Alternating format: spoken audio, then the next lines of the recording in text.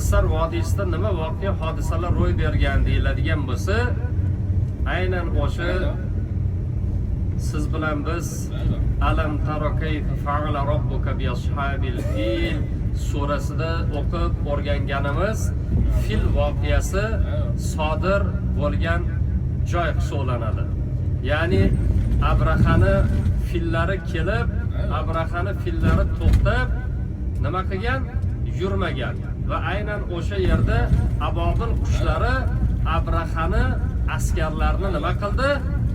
Mayda toshlarni ustidan yog'dirib, toshmuron qilib, hammasini qirib tashashdi. Ana o'sha joyning nomi Muhassar vodiysi bo'ladi azizlarim va ushbu makonda nima qilinmagan? Hech qanaqangi qurilishlar qilinmagan. Hech qanaqangi qurilish. O'ng tarafga qaranglarda.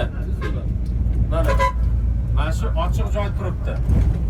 Hech qanaqa qurilish qilinmagan shu joyga. Aynan shu joy Vadi Muhassar deyiladi. Shu ozgincha joy. Aynan shu joyga kelganda sho'pirlar to'xtamas ekan. Sho'pirlar ham tez o'tib ketasan deysa, ba'zi bir rivoyatlarga ko'ra hozirgacha o'sha ba'zi bir abobil qushlari nima qilib yurgan ekan? Uchib yurgan ekan. O'sha og'zida toshlardan birontasi biz ham ustimizga tushib ketmasin degan qo'rquv bor ekan odamlarda.